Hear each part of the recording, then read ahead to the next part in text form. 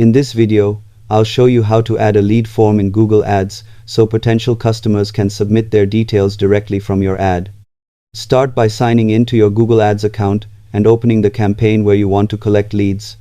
From the left navigation, go to Assets and choose Lead Form as the asset type.